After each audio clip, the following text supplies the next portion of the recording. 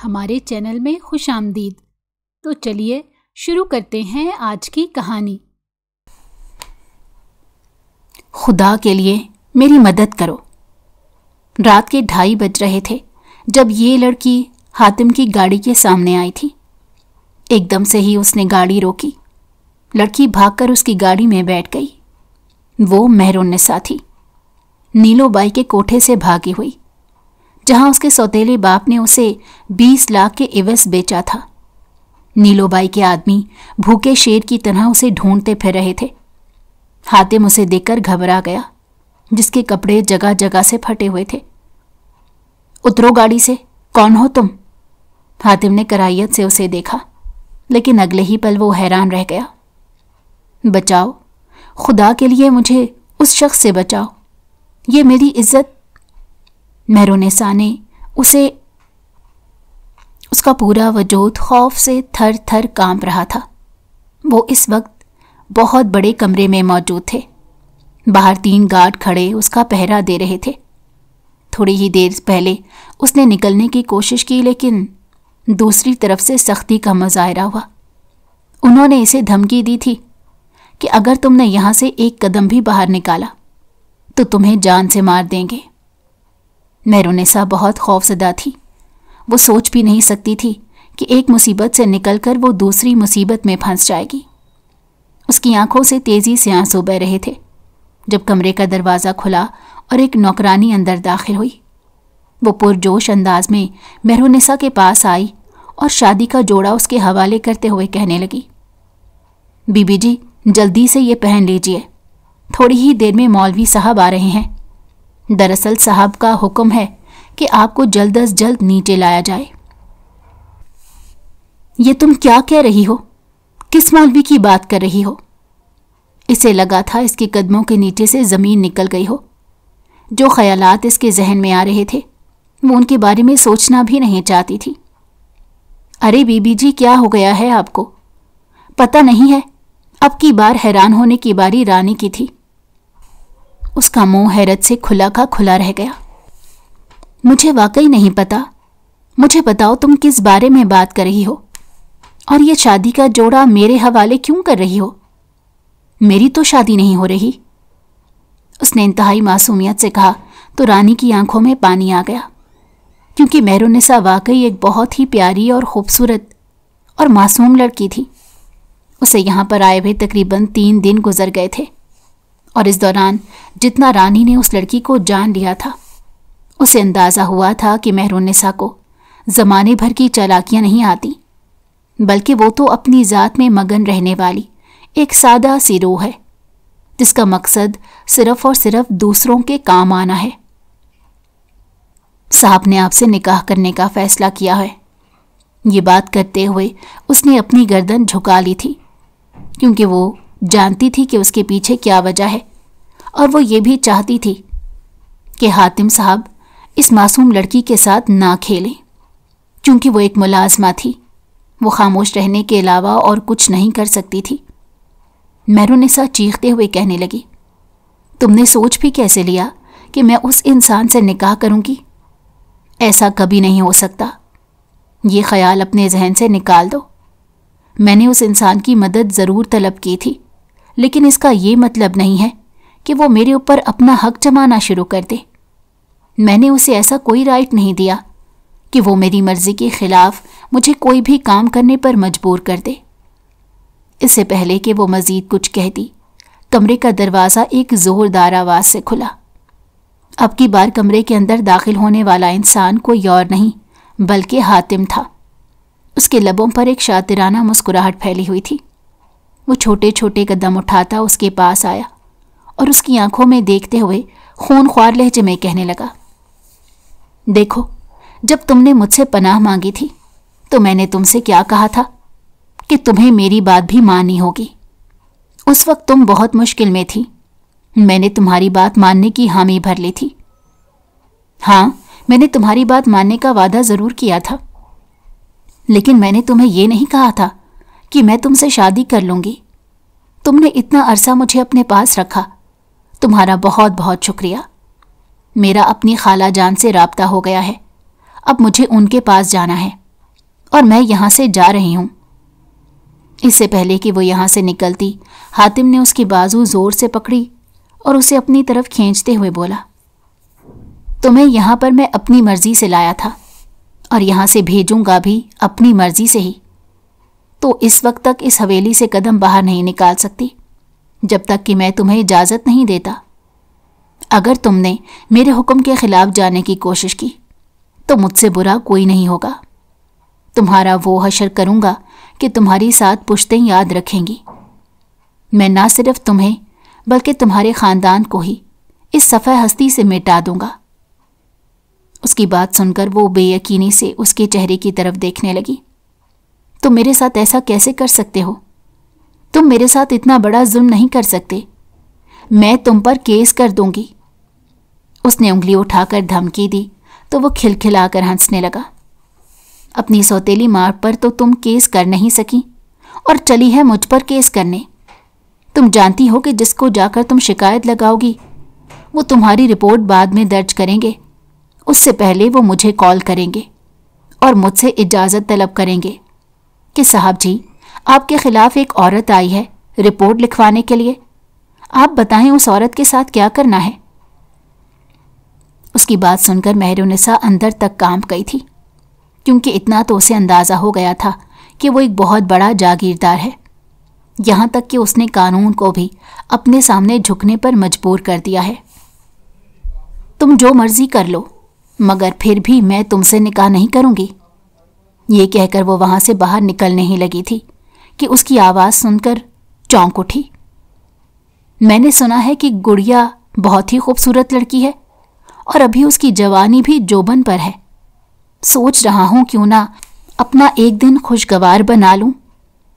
اس سے پہلے کہ وہ مزید کچھ کہتا، وہ شیرنی بن کر اس پر جھپٹی اور نفرت بھرے انداز میں کہنے لگی، خبردار، جو تم نے میری بہن کی طرف نظر اٹھا کر بھی دیکھا، میں خدا کی قسم اٹھا کر کہتی ہوں میں تمہاری آنکھیں نوچ ڈالوں گی۔ ارے ارے میری رانی، اتنا غصہ کیوں کر رہی ہو؟ میں نے تو صرف اس کا نام لیا تھا۔ میں سچ کہہ رہا ہوں، میں نے آج تک اسے نہیں دیکھا۔ بس میرے گارڈز مجھے بتا رہے تھے کہ وہ بہت پیاری ہے، تو میں نے سوچا تمہارے علم میں بھی اضافہ کر دیتا ہوں۔ تم کیا کرنے والے ہو؟ اب کی بار اس نے 2 ٹوک انداز میں بات کرنے کا فیصلہ کیا تو وہ مسکراتے ہوئے کہنے لگا، تم مجھ سے نکاح کر لو۔ اگر تم نے مجھ سے شادی نہیں کی تو تمہاری بہن کی زندگی خراب کر دوں گا، بلکہ اسے تو میں اسی جگہ پر پھینک آؤں گا جہاں سے تم بھاگ کر آ رہی ہو۔ اس کی بات سن کر وہ بہت زیادہ خوفزدہ ہو گئی تھی۔ اس کی آنکھوں میں آنسو چمکنے لگے تھے۔ حاتم نے بے ساختہ اس کی آنکھوں سے اپنی نگاہیں پھیری اور نظریں جھکاتے ہوئے کہنے لگا، جلدی سے یہ کپڑے پہن لو، تھوڑی ہی دیر بعد مہمان آنے والے ہیں۔ خبردار جو وہاں پر کسی بھی قسم کا تماشا کیا، اور یہ بات کبھی بھی نہ بھولنا کہ میں جو کچھ کہتا ہوں وہ کر کے دکھاتا ہوں، اور اس کی بہت سی مثالیں بھی موجود ہیں، جن میں سے ایک تمہارے سامنے ہی ہے کہ میں نے تمہیں کہا تھا کہ تمہیں اپنے گھر لے جاؤں گا، اور اب دیکھو تم میرے گھر پر ہی کھڑی ہو اور آزادی سے جی رہی ہو، تم پر کوئی روک ٹوک نہیں ہے۔ مگر جیسے تمہارے حالات نظر آ رہے ہیں، مجھے لگتا ہے بہت جلد تم پر پابندیاں بھی لگانی پڑیں گی۔ یہ کہہ کر وہ رانی کی طرف متوجہ ہوا اور سنجیدگی سے کہنے لگا، اپنی بیوی جان کو ایک ایک چیز سمجھا دو۔ جی صاحب جی، میں سب کچھ سمجھا دوں گی، آپ کو فکر کرنے کی ضرورت نہیں۔ اس نے تیزی سے ہاں میں گردن ہلا دی۔ حاتم وہاں سے چلا گیا تھا۔ اب وہ مہرالنساء کی طرف متوجہ ہوئی اور بے چینی سے کہنے لگی، دیکھیے بیگم صاحبہ، فی الحال آپ کے پاس ان کی بات ماننے کے علاوہ دوسرا کوئی راستہ نہیں۔ آپ ہرگز نہیں جانتی کہ وہ کتنے الٹے دماغ کے مالک ہیں۔ اگر آپ نے ان سے بدتمیزی کی یا آپ نے ان کی بات نہ مانی تو وہ نہ صرف آپ کو بلکہ آپ کے گھر والوں کو بھی نقصان پہنچا دیں گے۔ وہ بہت ظالم انسان ہے، لیکن میں کیوں اسے اپنے اوپر ظلم کرنے کی اجازت دوں؟ اگر میں یہ سب کروں گی تو میں بھی تو خود ظلم ہی کر رہی ہوں۔ وہ تڑپ کر بولی تو رانی کے لبوں پر پھیکی سی مسکراہٹ پھیل گئی۔ وہ ہنستے ہوئے بولی، یہ باتیں صرف کتابوں میں اچھی لگتی ہیں، ہم غریبوں پر یہ باتیں نہیں جچتی۔ اگر ہم ظلم کے خلاف آواز اٹھائیں گے تو اس ملک میں ہماری آواز بھی کوئی چلنے دی جائے گی۔ اور جہاں تک ان جاگیرداروں کا سوال ہے تو ان کے سامنے ہماری حیثیت ایک کیڑے مکوڑے کی ہی ہوتی ہے، جسے جب دل چاہے یہ مسل کر رکھ دیتے ہیں۔ مگر مہرالنساء کبھی بھی کسی کو یہ اجازت نہیں دے گی کہ وہ اسے مسلے۔ تم دیکھو اب میں تمہارے جاگیردار کا دماغ کیسے ٹھکانے پر لگاتی ہوں۔ اگر میں نے اسے انسان کا بچہ نہ بنایا تو میرا نام بھی مہرالنساء نہیں۔ اس نے خود سے ایک عہد کیا تھا، یہ جانے بغیر کہ جس آگ میں وہ کود رہی ہے اس سے نکلنا مشکل ہی نہیں ناممکن ہے، اور اگر ایک بار وہ اس آگ میں جھلس گئی تو دوبارہ کبھی بھی اپنی اصلی حالت میں واپس نہیں آ پائے گی، اور نہ ہی کبھی وہ مقصد حاصل کر پائے گی جس کے لیے اس نے اپنے آپ کو اتنا مضبوط بنایا تھا۔ اس بار وہ ٹوٹی تو وہ بکھر جائے گی اور اسے کوئی بھی سنبھالنے والا نہیں ہوگا۔ تھوڑی ہی دیر کے بعد جب وہ سرخ رنگ کا لہنگا پہن کر نیچے آئی تو کافی نگاہیں اس کی طرف اٹھیں تو پلٹنا ہی بھول گئیں۔ بلا شبہ وہ آسمان سے اتری ہوئی کوئی پری لگ رہی تھی۔ بیوٹیشن نے اس کا ہلکا لیکن شاندار میک اپ کیا تھا، جس سے اس کے چہرے کے خوبصورت نقش مزید نکھر کر سامنے آ گئے تھے۔ حاتم نے جب اسے دیکھا تو وہ بھی بے ساختہ دیکھتا چلا گیا۔ شہریار نے اس کے کندھے پر ہاتھ رکھا تو وہ جلدی سے ہوش کی دنیا میں آیا۔ اس کے لبوں پر سے مسکراہٹ غائب ہو گئی تھی۔ شہریار نے اس کی آنکھوں میں دیکھتے ہوئے کہا، بیٹا تم بھول رہے ہو کہ اس سے شادی تم صرف اور صرف اپنی دادی جان کو تسلی دینے کے لیے کر رہے ہو جو پاکستان آ رہی ہیں۔ ہاں یار، میں اچھے طریقے سے جانتا ہوں، تمہیں مجھے بتانے کی ضرورت نہیں۔ حاتم کو اس کی بات بری لگی تھی، بلکہ اسے ہر اس شخص کی بات بری لگتی تھی جو اس کو اس کے کام یاد دلاتا تھا۔ ہاں ٹھیک ہے، میں سمجھا شاید تم بھول گئے ہو، ویسے یہ لڑکی تو بہت خوبصورت ہے۔ اس سے پہلے کہ وہ مزید کچھ کہتا، حاتم نے نفرت آمیز لہجے میں کہا، خبردار جو تم نے اس کی طرف نگاہیں اٹھا کر بھی دیکھا، میں خدا کی قسم اٹھا کر کہتا ہوں میں تمہاری آنکھیں نوچ ڈالوں گا۔ وہ میری بیوی بننے والی ہے، وہ میری دسترس میں آنے والی ہے، اور تم جانتے ہو کہ جو چیز میری دسترس میں ہوتی ہے، چاہے وہ کتنی ہی معمولی کیوں نہ ہو، چاہے وہ کتنی ہی سستی کیوں نہ ہو، میں وہ کسی کے حوالے نہیں کرتا، اور نہ ہی اس چیز پر کسی کی نگاہ برداشت کرتا ہوں۔ یہ تو پھر ایک جیتا جاگتا انسان ہے۔ شہریار کو سمجھ آ گیا تھا کہ جیسا وہ سوچ رہا ہے ویسا کبھی ممکن نہیں ہو سکتا، اسی لیے وہ کھسیانی سی ہنسی ہنستے ہوئے کہنے لگا، یار ایک تو تم میری بات کا بہت جلدی برا مان جاتے ہو، میرا وہ مقصد ہرگز نہیں تھا۔ دیکھو میرے دوستوں، تمہارا جو بھی مقصد ہو، لیکن آئندہ میرے سامنے بات کرنے سے پہلے 100 بار سوچنا۔ تم جانتے ہو کہ میں الفاظ کے غلط چناؤ پر بھی انسان کو سزا دے دیتا ہوں، اور میں یہ بھی نظر انداز کر دیتا ہوں کہ سامنے میرا سب سے بڑا اور جگری دوست کھڑا ہے۔ اگر تم غلطی کرو گے تو تمہیں بھی اس کی سزا دی جائے گی۔ تمہیں میری بات سمجھ آ رہی ہے نا؟ اب کی بار شہریار نے ہاں میں سر ہلایا اور وہاں سے ہٹ گیا، کیونکہ وہ جانتا تھا اگر زیادہ دیر تک اس کے سامنے کھڑا رہا تو پھر سے ایک نئی بات پر جھگڑا شروع ہو جائے گا۔ وہ اب سٹیج پر چلی گئی تھی۔ ایک لڑکی تیزی سے آگے بڑھی، اس کا ہاتھ پکڑ کر اسے صوفے پر بٹھا دیا۔ وہ جان نہیں پائی تھی کہ کب نیچے شادی کی تیاریاں شروع ہوئیں، اور اب تو یہاں پر باقاعدہ اور بہت ہی خوبصورت سسٹم کیا گیا تھا۔ مہمان بھی کافی زیادہ آ گئے تھے، یعنی وہ یہ تیاریاں پچھلے کافی دنوں سے کر رہا تھا۔ یہ سوچ کر ہی اسے غصہ آنے لگا۔ ایک لمحے کے لیے تو دل میں آیا کہ شادی سے انکار کر دے تاکہ وہ سب لوگوں کے سامنے ذلیل و رسوا ہو جائے، مگر پھر اگلے ہی لمحے اسے گڑیا کی فکر ہونے لگی، جو بلا شبہ اس کی سوتیلی بہن تھی، مگر وہ اس سے بہت محبت کرتی تھی۔ بچپن سے ہی وہ اس کے ساتھ رہی تھی، اس کا خیال رکھا تھا۔ اگر یہ کہا جائے کہ اس نے ماں بن کر اپنی بہن کی پرورش کی تھی تو اس میں کچھ بھی غلط نہیں ہوگا۔ اس کی سوتیلی ماں کو تو دوسروں کے معاملات میں دخل اندازی کرنے سے فرصت نہیں ملتی تھی، कि वो अपने बच्चे की तरफ तवज्जो देती। लिहाजा मेहरुन्निसा ही थी जिसने अपनी बहन को बेतहाशा प्यार दिया। तुम आज बहुत प्यारी लग रही हो और पहले के दिनों से हटकर मुनफरिद नजर आ रही हो। जब उसने ये आवाज़ सुनी तो बेसाख्ता नजरें उठाकर देखा। उसकी तारीफ करने वाला इंसान कोई और नहीं बल्कि हातिम था। उसने निगाहें फेर ली। उसका ये अंदाज देखकर ना चाहते हुए भी हातिम के लबों पर मुस्कुराहट आ गई। लोग मेरे मुंह से तारीफ सुनने के लिए मचलते हैं और तुम हो कि जिसे कोई फर्क नहीं पड़ रहा। वाह, क्या अदाए बेनियाजी है। वो कोई और ही लोग होंगे। मुझे आपकी ज़ात से कोई दिलचस्पी नहीं है। देखो लड़की, मेरे सामने ज़बान संभाल कर बात किया करो। मुझे ज़बान दराज औरतें बिल्कुल पसंद नहीं, और शौहर से बदतमीज़ी करने वाली औरतों से तो मुझे शदीद नफ़रत है। और मुझे उन मर्दों से नफ़रत है जो ज़बरदस्ती औरत के ऊपर मुसल्लत होकर और फिर ज़बरदस्ती अपना हक जमाने की कोशिश करते हैं।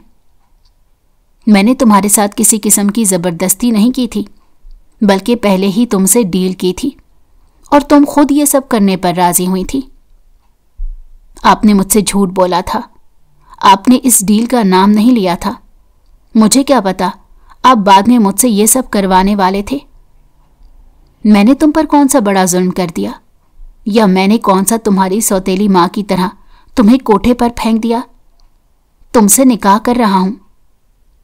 आप मुझसे निकाह कर रहे हैं, लेकिन सिर्फ और सिर्फ अपने मकसद को पूरा करने के लिए। इसमें मेरा कोई फ़ायदा नहीं, बल्कि इसमें तो मेरा नुकसान है। एक तो मैं पूरी दुनिया की नज़रों के सामने आ जाऊंगी कि मैं आपकी बीवी बन गई हूं, और दूसरी तरफ जब आप थोड़े ही अरसे बाद मुझे तलाक दे देंगे तो कोई भी मुझे कबूल करने के लिए तैयार नहीं होगा। मेरी ज़िंदगी तो बर्बाद हो गई ना। तुम तो बहुत ही आगे के बारे में सोच रही हो। फिलहाल अपनी सोचों को ब्रेक लगाओ और आज की तकरीब को एंजॉय करो। देखो तो सब कितने खुश हैं। मैं पहले ही जानता था कि सब लोग मेरी शादी के लिए बेचैन होंगे, लेकिन अंदाज़ा नहीं था कि इस हद तक बेचैन हो जाएंगे। वो बहुत खूबसूरती से मुस्कुरा रहा था और उसकी ये मुस्कुराहट मेहरुन्निसा को जहर लग रही थी। मुझे पता है कि इस वक्त तुम्हारा शिद्दत से ये दिल चाह रहा है कि तुम मेरा मुंह नोच लो, लेकिन क्या है ना कि तुम ये हिम्मत नहीं कर सकती, और अगर तुमने ऐसा करने के बारे में सोचा भी तो तुम्हें पता है कि तुम्हारा अंजाम कैसे होगा। जी, आप ठीक कह रहे हैं। मैं जानती हूं कि मैं आपका मुंह नहीं नोच सकती, लेकिन मैं आपका गिरेबान पकड़कर आपको हकीकत का आईना ज़रूर दिखा सकती हूं, और आपको ज़रूर बता सकती हूं कि आपका चेहरा जितना खूबसूरत है, आपका दिल उतना ही काला है। दोनों में दोबारा से तू मैं शुरू हो गई थी। शहरयार तेजी से स्टेज की तरफ गया और दांत पीसते हुए कहने लगा, खुदा का वास्ता है, अब तो खामोश हो जाओ। सब लोग तुम्हारी तरफ देख रहे हैं। सब लोग क्या सोचेंगे। मीडिया भी थोड़ी देर बाद यहाँ पर पहुँचने वाला है। क्या तुम लोगों को अपनी इज्जत की ज़रा भी परवाह नहीं। हातिम भी फौरन से होश की दुनिया में आया, क्योंकि मीडिया का नाम सुनकर ही वो बहुत मोहतात हो जाता था। जानता था कि आज का दौर कितना तरक्की याफ्ता है। एक ज़रा सी वीडियो भी अगर वायरल हो जाती तो उसकी सियासत को नुकसान पहुंच सकता था, और वो ऐसा हरगिज़ नहीं होने देना चाहता था। अपने लबों पर मुस्कुराहट सजाओ और यूं जाहिर करो तुम बहुत खुश हो। उसने एक नज़र मेहरुन्निसा की तरफ देखते हुए कहा, जिसके चेहरे पर 12 बजे हुए थे। माफ़ कीजिएगा, हमारी सिर्फ यही डील हुई थी कि आप हमसे निकाह करेंगे। आपने मुझे ये नहीं कहा था कि मैंने मुस्कुराना भी है। अब वो हर चीज़ को डील से ही जोड़ रही थी। उसका दिल किया कि वो अपना माथा पीट ले। वो ये सोचता था कि वही इस दुनिया में सबसे ज़्यादा ढीठ इंसान है, मगर अब उसकी मुलाकात मेहरुन्निसा से हो गई थी। उसके साथ साथ उसकी ये गलत फहमी भी दूर हो गई थी, क्योंकि मेहरुन्निसा उसकी सोच से भी ज़्यादा ढीठ थी। थोड़ी ही देर के बाद मौलवी आ गया। उन दोनों का निकाह हो चुका था। وہ کسی اور کی بیوی بن چکی تھی، وہ کسی اور کی دسترس میں آ گئی تھی۔ اب وہ اپنی خواہشات کے بارے میں سوچ رہی تھی۔ کیا اس نے ہمیشہ ایسا ہی سوچا تھا کہ اس کا نکاح اس طرح سے ہوگا؟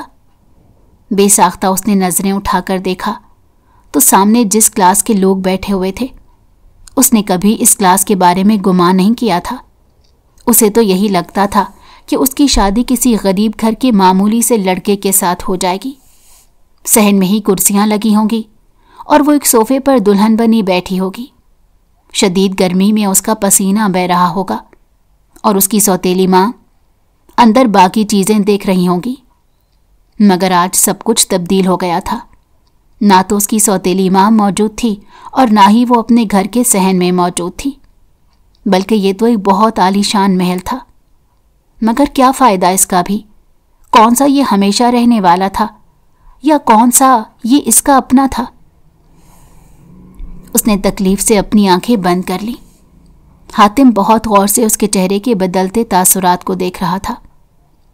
فکر مت کرو، جب تمہیں چھوڑوں گا تو بہت ساری دولت بھی تمہارے نام کروں گا، تاکہ باقی کی زندگی گزارنے میں تمہیں کسی قسم کی مشکل کا سامنا نہ کرنا پڑے۔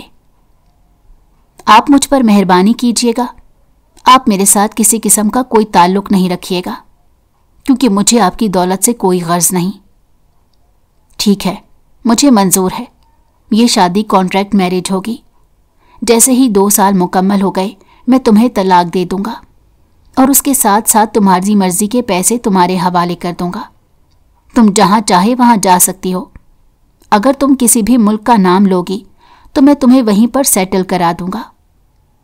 وہ اس وقت یوں آفر کر رہا تھا جیسے وہ ٹافی یا ببل کی بات کر رہا ہو، اور مہرالنساء حیران ہو رہی تھی کہ آخر کون انسان اس قدر امیر اور اس قدر کھلے دل کا ہو سکتا ہے۔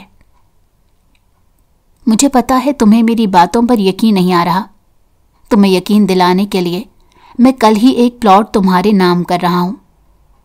یہ کہہ کر وہ وہاں سے اٹھ کر چلا گیا تھا اور اپنے دوستوں میں جا کر کھڑا ہو گیا، جبکہ مہرالنساء اب اس کی پشت کو دیکھ رہی تھی، جو کہنے کو تو اس کے نکاح میں موجود تھا، لیکن ان دونوں کے درمیان صدیوں کا فاصلہ تھا جو کبھی طے ہونے والا نہیں تھا۔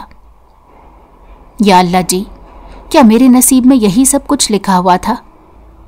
اس نے بے ساختہ آسمان کی طرف نظریں اٹھا کر دیکھا اور پھر تکلیف سے اپنی آنکھیں بند کر لیں۔ تھوڑی ہی دیر کے بعد رانی اسے اٹھا کر پھر سے کمرے میں لے کر چلی گئی۔ وہ اس وقت اپنا میک اپ صاف کر رہی تھی، کیونکہ تھوڑی دیر پہلے ہی اس نے چینج کیا تھا جب دروازے پر دستک ہوئی اور اس کے ساتھ ہی اسے ایک لاٹھی کے زمین پر لگنے کی آواز سنائی دی۔ بے ساختہ پلٹ کر دیکھا تو وہاں پر آمنہ بیگم کھڑی تھیں۔ اپنے پوتے کی بیوی کی یہ حالت دیکھ کر ان کے ماتھے پر بل پڑ گئے۔ وہ غصے سے کہنے لگی، کیا تمہیں ذرا بھی تمیز نہیں؟ اب کی بار حیران ہونے کی باری مہرالنساء کی تھی۔ ایک تو وہ اس عورت کو جانتی بھی نہیں تھی، اور دوسرا اس کے سوال پر وہ بوکھلا گئی تھی۔ معاف کیجیے گا اماں جی، میں آپ کی بات سمجھی نہیں۔ اسے اماں جی کہنا ہی بہتر لگا تھا۔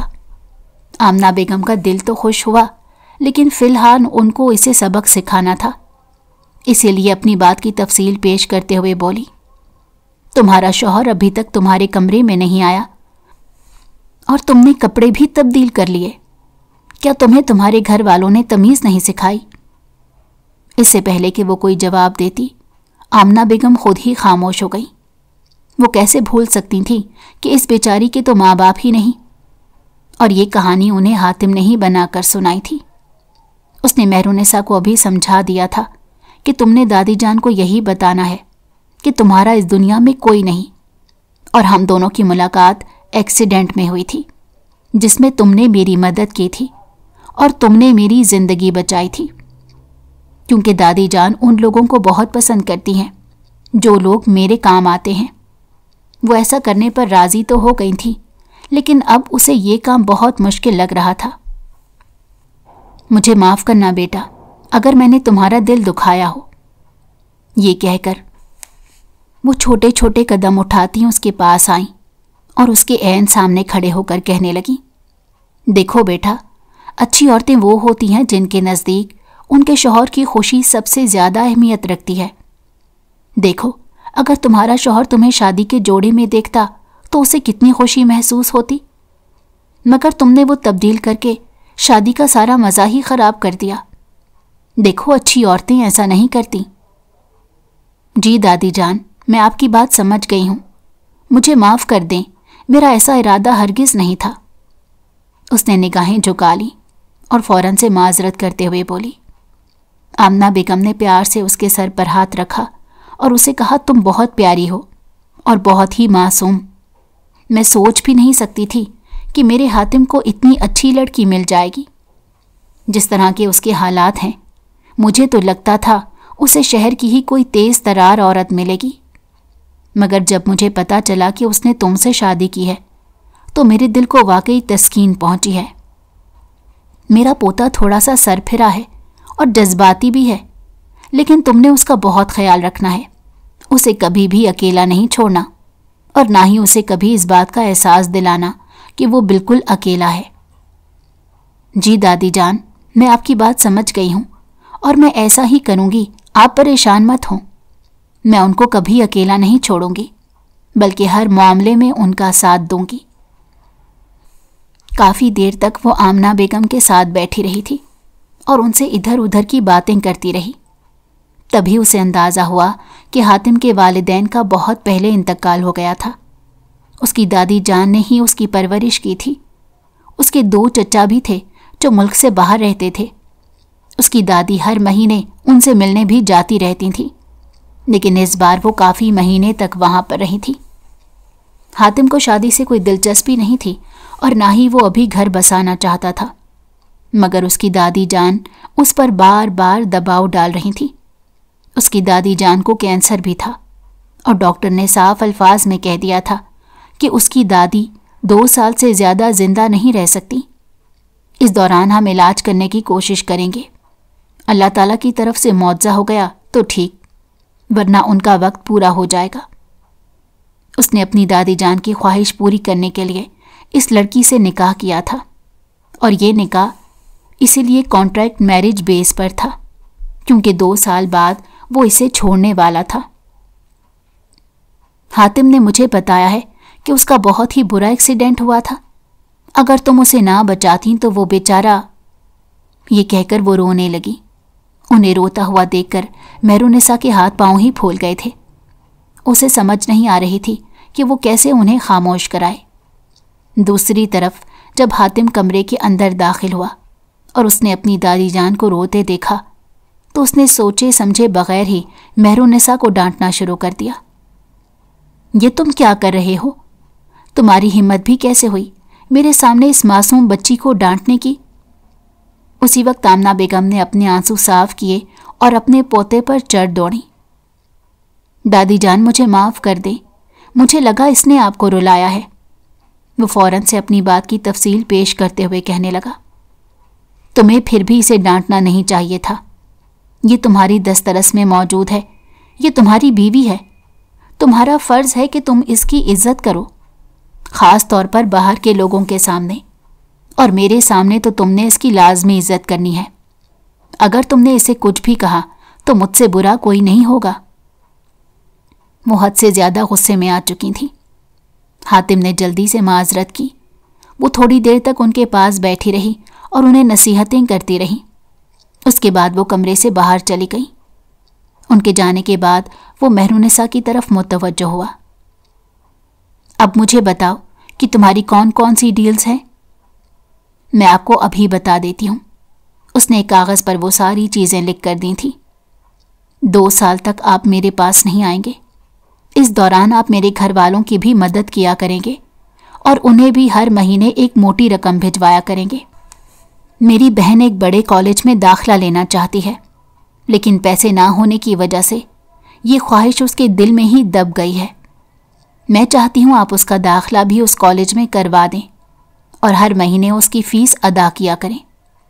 दूसरी तरफ जैसे ही 2 साल गुजरेंगे आप मुझे सऊदीया सेटल करवा देंगे और उसके साथ साथ मुझे 5 करोड़ की रकम भी देंगे। बात करके वो खामोश हो गई और मुस्कुराती हुई नज़रों से सामने खड़े हातिम की तरफ देखने लगी। उसे लग रहा था शायद वो चीखना शुरू कर देगा और वावेला मचाएगा, लेकिन हैरत तो उसे तब हुई जब वो नॉर्मल अंदाज में कहने लगा, ठीक है, मुझे कोई मसला नहीं। इसके अलावा अगर तुम कुछ और लिखना चाहती हो तो लिख लो, मैं तुम्हें मना नहीं करूँगा, मगर ये बात मत भूलना कि ये सिर्फ आज की रात तक ही महदूद है। ठीक है, फिर तो मुझे डिफेंस में एक घर भी लेकर दोगे, और उसके अलावा मुझे 2 गाड़ियां भी चाहिए। वो एक ही सांस में बोल पड़ी। हातिम के लबों पर बेसाख्ता मुस्कुराहट फैल गई और उसके बाद वो खिलखिलाकर हंसने लगा। यार, तुम लड़कियों की सोच कितनी छोटी होती है। चलो ठीक है, मैंने तुम्हारी ये ख्वाहिश भी मान ली, बल्कि डिफेंस में घर तो कल ही तुम्हें खरीद कर दे दूंगा।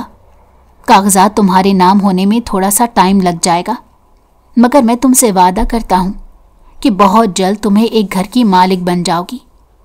और जहां तक गाड़ियों का सवाल है, तो पोच में इतनी ज्यादा गाड़ियां खड़ी हैं, तुम देख लो। अगर उनमें से कोई तुम्हें पसंद आती है तो तुम रख लो, वरना तुम्हें दूसरी लेकर दे दूंगा।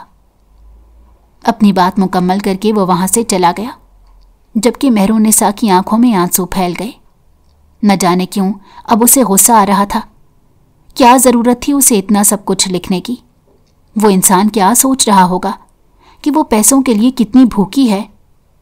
वो तो सिर्फ और सिर्फ हातिम को तंग करना चाहती थी। उसे लग रहा था कि वो इतना सब कुछ अफोर्ड नहीं कर सकता, मगर वो कैसे भूल सकती थी कि हातिम एक बहुत बड़ा जागीरदार होने के साथ साथ एक बहुत बड़ा बिजनेसमैन भी है, और सियासत में भी उसने हमेशा आला कारकर्दगी का मुजाहरा किया है। उसके दिल में यह ख्वाहिश शिद्दत से जागी थी कि काश ये इंसान एक अच्छी फितरत का मालिक होता। ये ख्वाहिश उसके दिल में ही दब कर रह गई और वो पिछले गुजरे दिनों के बारे में सोचने लगी। वो कभी अंदाज़ा नहीं लगा सकती थी कि उसकी ज़िंदगी इस तरह से तब्दील हो जाएगी। वो दिन इसकी ज़िंदगी का सबसे खुशगवार दिन था। उसने एफएससी में टॉप किया था और ये खबर लेकर वो घर के अंदर दाखिल हुई थी। उसने अपनी माँ को बताना था कि अब आगे यूनिवर्सिटी में दाखिला लेना है। अपनी दोस्त से बातें करके उसने सब कुछ क्लियर कर लिया था। उसे एक यूनिवर्सिटी में स्कॉलरशिप मिल रही थी। वो ना सिर्फ उसकी फ़ीस अदा कर रहे थे, बल्कि उसे खर्चा पानी भी दे रहे थे, और रिहाइश भी यूनिवर्सिटी के हॉस्टल में मिल रही थी। उसके तो जैसे नसीब ही खुल गए थे। वो बहुत ज़्यादा खुश थी। जब उसने अपने सौतेले बाप से इस बारे में बात की तो वो नफ़रत का इजहार करते हुए कहने लगे, ऐसा कभी मुमकिन नहीं हो सकता। आजकल यूनिवर्सिटी का माहौल बहुत ख़राब है और लड़कियों पर तो मैं वैसे भी यकीन नहीं रखता। तुम्हारे मामले में मैं किसी भी किस्म की नरमी का मुजाहिरा नहीं करूँगा। बेहतर यही है कि घर में बैठो और घर के काम सीखो। वो ऐसा हरगिज़ नहीं चाहती थी, क्योंकि उसे आगे पढ़ना था, उसे आगे बढ़ना था। वो अपना नाम बनाना चाहती थी। वो जानती थी कि अगर वो घर में ही बैठी रही और यही ज़िंदगी गुजारती रही तो कभी भी अपना मुस्तकबिल नहीं बना पाएगी, कभी भी इस छोटे से गंदे मोहल्ले से बाहर नहीं निकल पाएगी। उसने अपने ख्वाबों को ही पूरा करने के लिए इतनी ज़्यादा मेहनत की थी, और जब किस्मत उसका साथ दे रही थी तो अपने सौतेले बाप की वजह से पीछे नहीं हट सकती थी। उसने अपनी अम्मा जान से इस बारे में बात की तो उसकी माँ ने उसे इजाज़त देते हुए कहा, ठीक है, तुम वहाँ पर जा सकती हो, बस अपना बहुत ख्याल रखना। ये बातें थी जो उसकी अपनी माँ के साथ तय हुई थी, लेकिन अगले ही दिन उसके सौतेले बाप ने उसे 20 लाख के एवज कोठे पर बेच दिया। ये दिन उसकी ज़िंदगी का सबसे बदतरीन दिन था। वो सोच भी नहीं सकती थी कि किस्मत इस तरह से पलटा खाएगी और ज़िंदगी उसके साथ इतना गंदा मजाक कर देगी। उसे लग रहा था उसकी ज़िंदगी से सारी खुशियाँ ख़त्म हो गई हैं। उसके सामने एक बहुत बड़ी दीवार खड़ी हो गई है। पीछे भी एक खाई मौजूद है। ना तो वो आगे बढ़ पा रही थी और ना ही वो पीछे हट पा रही थी। वो जिस कदर मजबूत आसाब की मालिक थी, नीलम बाई से तो उसने थोड़ा सा वक्त ले लिया था تاکہ اس ماحول میں سیٹل ہونے کے لیے تھوڑا سا ٹائم چاہیے۔ میں آپ سے وعدہ کرتی ہوں کہ میں آپ کو خوش کر دوں گی۔ اس نے انہیں یہ بھی احساس دلایا تھا کہ اسے اس سب سے کوئی مسئلہ نہیں ہے، بلکہ وہ تو خوش ہو رہی ہے کہ اس کی اپنے سوتیلے باپ سے جان چھوٹ گئی، جو کہ اس پر بہت ظلم کرتا تھا۔ نیلم بائی بھی مسکرانے لگی، کیونکہ انہیں لگ رہا تھا کہ اس لڑکی کو سیدھا کرنے میں بہت عرصہ لگ جائے گا۔ وہ انہیں ٹیڑھی کھیر معلوم ہو رہی تھی۔ وہ سوچ بھی نہیں سکتی تھی کہ یہ لڑکی اتنی آسانی سے سمجھ جائے گی، مگر وہ کہاں جانتی تھی کہ وہ لڑکی اپنے ذہن میں کتنے منصوبے بنا کر بیٹھی ہوئی ہے۔ اسی دوران ہی اس نے وہاں کے چوکیدار سے بھی یارانہ لگا لیا، کیونکہ یہاں سے نکلنے کے لیے اسے کچھ نہ کچھ تو کرنا ہی تھا۔ اور پھر ایک رات کے اندھیرے میں اسی چوکیدار کی مدد سے وہ یہاں سے باہر نکلنے میں کامیاب ہو گئی۔ وہ روز رات کو اس سے ملنے کے لیے جاتی تھی، گھنٹوں بیٹھ کر باتیں کرتی تھی۔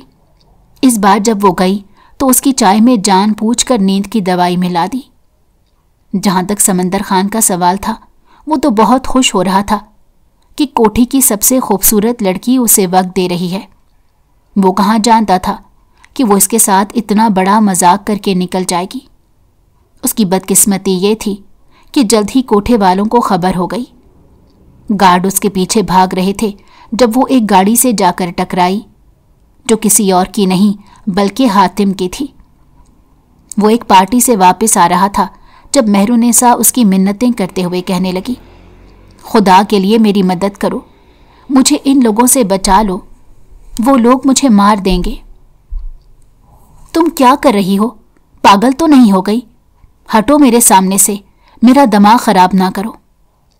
اس نے چیختے ہوئے کہا تو وہ اونچا اونچا چلانے لگی، بچاؤ مجھے، کوئی بچاؤ، اس انسان سے بچاؤ، یہ انسان میری عزت۔ اس سے پہلے کہ وہ مزید کچھ کہتی، حاتم نے اس کے منہ پر ہاتھ رکھ دیا اور اسے گھسیٹتے ہوئے گاڑی میں ڈالا۔ اسے اندازہ ہو گیا تھا کہ یہ لڑکی بہت خطرناک ہے۔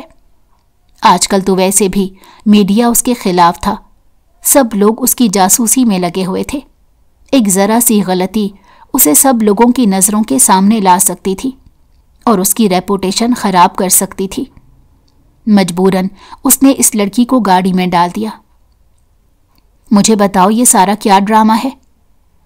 اس سے پہلے کہ وہ کوئی جواب دیتی، گولیاں چلنے کی آواز سنائی دینے لگی۔ گارڈز کو معلوم ہو گیا تھا کہ وہ اس گاڑی میں ہے، اور اب وہ فائرنگ کر رہے تھے تاکہ ڈرائیور کو ڈرا سکیں، مگر وہ نہیں جانتے تھے کہ اندر بھی حاتم بیٹھا ہوا ہے، جو اپنے رب کے علاوہ کسی سے بھی نہیں ڈرتا۔ اور تب اسے اس بات کا بھی اندازہ ہو گیا تھا کہ یہ لڑکی جو کچھ بھی کہہ رہی تھی ٹھیک ٹھیک کہہ رہی تھی۔ مہرونیسا نے اسے اپنے اوپر بیتی ہوئی داستان سنا دی اور روتے ہوئے کہنے لگی، میں اس وقت بہت مشکل میں ہوں، مجھے سمجھ نہیں آ رہی کہ میں کہاں پر جاؤں۔ کیا تم میری مدد کر سکتے ہو؟ کیا تم مجھے ایک دن کے لیے پناہ دے سکتے ہو؟ میں تمہاری مدد کرنے کے لیے تیار ہوں، مگر مجھے حیرانگی ہو رہی ہے کہ تم مردوں سے بھاگ کر آئی ہو اور اب دوبارہ ایک مرد سے مدد طلب کر رہی ہو۔ کیا تمہیں ڈر نہیں لگتا کہ میں تمہارے ساتھ کچھ غلط کر بیٹھوں گا؟ مجھے اپنے رب پر یقین ہے، مجھے یقین ہے کہ میرا رب کبھی بھی مجھے رسوا نہیں کرے گا۔ میرے رب نے پہلے بھی مجھے اس مصیبت سے باہر نکالا تھا۔ اگر تمہاری نیت میں کھوٹ بھی ہوا تو میں اپنے رب پر اتنا یقین رکھتی ہوں کہ میرے معاملے میں تمہاری نیت بدل جائے گی۔ اس نے بہت ہی مطمئن انداز میں جواب دیا۔ حاتم کو بھی حیرانی ہوئی تھی۔ آج سے پہلے تک اس نے کبھی بھی کسی انسان کو اتنا سمجھدار نہیں پایا تھا۔ وہ اسے لے کر اپنی حویلی میں آ گیا۔ وہ رات اس نے وہیں پر ہی گزاری تھی، اور پوری رات حاتم بھی اپنی دادی کے بارے میں ہی سوچتا رہا تھا، جنہوں نے اسے سختی سے کہہ دیا تھا کہ اگر تم نے اس مہینے کے اندر اندر نکاح نہیں کیا، مجھ سے بات نہ کرنا۔ اب میں اسی دن پاکستان آؤں گی جس دن تم نکاح کر لو گے۔ اس سے پہلے نہ تم مجھے بلانا اور نہ مجھے کال کرنی ہے۔ دوسری طرف اس خوبصورت لڑکی کا بھی چہرہ اس کی نظروں کے سامنے گھوم رہا تھا، جس کا سوتیلا باپ تو اس پر ظلم کر ہی چکا تھا، اور اب یہ بات یقینی تھی कि वो अपने घर वालों के पास नहीं जा सकती, तो यानी उसका इस दुनिया में कोई भी नहीं था जो उससे किसी भी किस्म का सवाल करता। अगर तो वो चाहता था तो वो उस लड़की से 2 साल के कॉन्ट्रैक्ट पर निकाह कर सकता था। इस तरह से वो अपनी दादी को भी मुतमईन कर देता। उसके जहन में तो सिर्फ और सिर्फ अपना ही फायदा चल रहा था। 2 दिन तक उसने इस लड़की को अपने पास रखा। इस दौरान मेहरुन्निसा ने अपनी खाला जान को भी कॉल कर दी थी। उसने कह दिया था कि मैं अब आपके पास आ रही हूं। उस दिन वो बहुत ज्यादा खुश थी क्योंकि उसकी खाला जान ने उसे अपने पास आने की दावत दी थी, मगर नौकरानी ने उसे आकर बताया कि तुम्हारा निकाह हातिम से हो रहा है। और फिर उस पर सारी हकीकत आश्कार हो गई कि हातिम ने उसकी मदद सिर्फ इसीलिए की थी क्योंकि इसमें उसका अपना मकसद शामिल था, वरना वो कभी भी किसी भी इंसान की बगैर कोई फायदा मदद नहीं करता। उन दोनों की शादी को तकरीबन 1 हफ्ता गुजर चुका था। दोनों में किसी भी किस्म की कोई बात नहीं होती थी। कहने को दोनों एक ही कमरे में सोते थे, लेकिन एक दूसरे से बहुत दूर थे। दोनों में सदियों का फासला था। दादी जान को ये बात महसूस हो गई थी। एक दिन उन्होंने मेहरुन्निसा को अपने पास बिठाया और संजीदगी से कहने लगी, मुझे बताओ, तुम लोगों के दरमियान क्या मसला चल रहा है? जहां तक मुझे अंदाजा हुआ है तुम लोग मुझसे कुछ छुपा रहे हो। तुम्हें मैंने अपनी बेटी माना है। मुझे यकीन है तुम मुझसे झूठ नहीं बोलोगी। दादी जान से वो वाकई हद से ज्यादा अटैच हो चुकी थी। उनसे वो कुछ छुपा नहीं सकती थी। और जिस तरह की बातें दादी जान ने उससे कही थी, ये सुनकर वो काफ़ी हद तक खूबसूरत भी हो गई थी, क्योंकि दादी जान ने उसे कहा था, अगर तुम मुझे सब कुछ नहीं बताओगी तो ये भी हो सकता है कि तुम सारी उम्र के लिए पछताती रहो। एक औरत के लिए शादी कोई खेल या मजाक नहीं है, बल्कि ये जिंदगी भर का फैसला होता है। मर्द तो दूसरी शादी भी कर सकता है और कोई भी उसे पूछने वाला नहीं होता और ना ही उस पर उंगली उठाने वाला। लेकिन अगर एक औरत को तलाक हो जाए तो जमाना उस पर थू थू करता है। मुझे ना जाने क्यों लग रहा है कि तुम लोगों का ताल्लुक जैसा नजर आता है वैसा हरगिज नहीं है। दादी जान की बात सुनकर वो जोरों शोर से हाँ में सर हिलाने लगी और रोते हुए कहने लगी, आप बिल्कुल ठीक कह रही हैं। हमारा ताल्लुक वैसा नहीं है जैसा नजर आ रहा है, मगर मैं चाहती हूं कि हम लोगों के दरमियान एक मजबूत ताल्लुक कायम हो जाए, जो कि मुझे मुश्किल नजर आ रहा है क्योंकि ये शादी एक कॉन्ट्रैक्ट मैरिज है। अब की बार हैरान होने की बारी आमना बेगम की थी। उन्होंने अपनी पोती के हाथ पकड़ लिए और पुरजोश अंदाज में कहने लगी, मुझे बताओ और भी बताओ, क्या क्या हुआ है?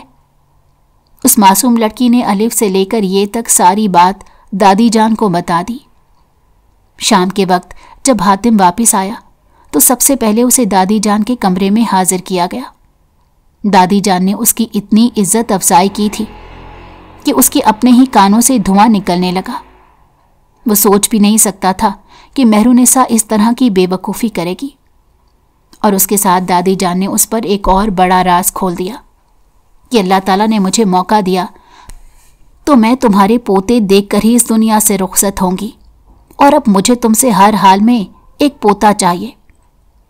जहां तक उस डॉक्टर का सवाल है तो मैंने तुमसे झूठ बोला था। मैं चाहती थी कि तुम जल्द अज जल्द निकाह कर लो, और तुमने वाकई ऐसा किया। तुम्हारा इंतखाब भी बहुत ज़बरदस्त था, लेकिन तुम्हारी नीयत बहुत गंदी है। जितनी जल्दी हो सके अपनी नीयत ठीक कर लो, यही तुम्हारे लिए बेहतर होगा, वरना फिर मैं। इससे पहले कि वो कुछ कहती, हातिम ने गहरी सांस ली और कहने लगा, अब आपको हकीकत का पता चल ही गया है तो मैं आपसे थोड़ा सा वक्त मांगता हूं। मैं कोशिश करूंगा कि इसे वो मोहब्बत और वो इज्जत दे सकूं जिसकी वो हकदार है।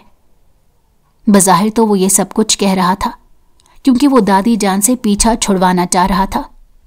वो अब हद से ज़्यादा उसकी इज्जत अफजाई करने लगी थी और ये उसकी बर्दाश्त में नहीं था। जब वो कमरे में आया तो उसे देखकर वो जल्दी से ड्रेसिंग रूम में जाकर छुप गई। ना चाहते हुए भी हातिम के लबों पर मुस्कुराहट फैल गई थी। वो खुद भी तो उसके साथ ताल्लुक इस्तवार करना चाहता था, क्योंकि वो लड़की बाकी सब लड़कियों से मुनफरिद थी।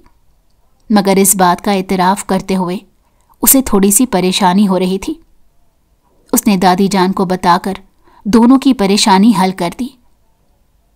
बाहर निकलो, अभी और इसी वक्त, वरना आप मुझे डांटेंगे और मारेंगे भी, उसने मासूमियत से कहा। मैं तुम्हें कुछ नहीं कहने वाला, जल्दी से बाहर निकलो। जब वो बाहर निकली तो वो तेजी से उसकी तरफ बढ़ा और उसका बाजू पकड़कर उसे दीवार से लगाते बोला, अगर तुम्हें मुझसे मोहब्बत हो गई थी तो इसका इजहार मेरे सामने करती, दादी जान को बताने की क्या जरूरत थी? क्या मतलब है इस बात का?